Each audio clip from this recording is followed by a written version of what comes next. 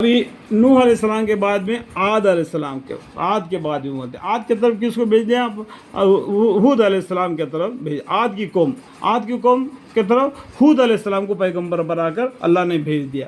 قوم عاد نے پیغمبروں کو جھٹلایا، جبکہ ان سے ان کے برداری کے بھائی ہود علیہ السلام نے کہا کہ کیا تم خدا سے ڈرتے نہیں ہو؟ میں تمہارا اماندار پیغمبر ہوں، سو تم اللہ سے ڈرو اور میری اطاعت کرو. جتنے بھی پیغمبر آئے، جو 25 پیغمبر کے بارے میں جو قرآن نے بتایا، سبھی نے سب سے پہلے یہی کہا فاتقوا اللہ واتقون، سو تم اللہ سے ڈرو اور میرا اطاعت کرو. جو میں بات کر رہا ہوں وہ اللہ کے حکم میں ہی تم کو بتلا رہا ہوں، اس بات کو تم مارو. اور میں تم سے اس تبلیغ پر کوئی سل نہیں مانگتا، یہ تبلیغ پر تم سے کوئی میں سل نہیں مانگتا.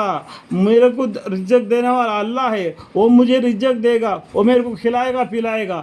اس میں میں تم سے کوئی سل نہیں مانگتا، بس میرا سل تو رب العالمین کا ذمہ ہے. کیا تم ہر اونچے مکان پر ایک یادگار کے طور پر عمارت بناتے ہو؟ جیسا کہ ابھی ہندو لوگوں کے مکانوں پر دیکھو کہ اوپر ان کے معبودوں کے اور دیواروں پر ان کو چپکاتے ہو، جس کو محض فضل بضرورت بناتے ہو اور بڑی بڑی محال بناتے ہو. جیسا دنیا میں تم کو ہمیشہ رہنا ہے، اتنا بڑے محال، اتنا بڑے بڑے اونچے مکان بناتے ہو جیسا کہ تم کو دنیا میں ہمیشہ رہنا ہے.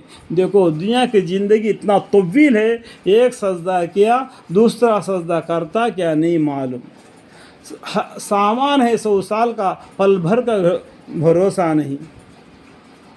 ایسا طویل زندگی ہے. اور جب کسی پروردگار پر دور و غیر کرنے لگتے ہو تو بالکل جابر اور ظالم بن کر دار و غیر کرتے ہو. سو تم کیا چاہیے کہ اللہ سے ڈرو، اور جو چونکہ میں رسول ہوں اس لیے میری اطاعت کرو. مجھے اللہ تعالیٰ نے پیغمبر بنا دیا اور میری بات کو تم سنو اور اس اللہ سے ڈرو جس سے تمہارے اور ان چیزوں سے امداد کی جن کو تم جانتے ہو، یعنی موشی اور بیٹوں اور باغوں اور چشموں سے تمہاری امداد کی، مدد کیا اللہ تعالیٰ نے. ایسا مدد کرنے والوں کو چھوڑ کر دوسروں کی عبادت مت کرو. مجھ کو تمہاری حق میں اگر ان حرکت سے باز نہ آوے ایک بڑی سخت دن کے عذاب کا اندیشہ ہے. وہ لوگ بولے کہ ہمارے نزدیک تو تم دونوں باتیں برابر ہے، خواہ تم نصیحت کرو اور خواہ ناصحانہ بنو.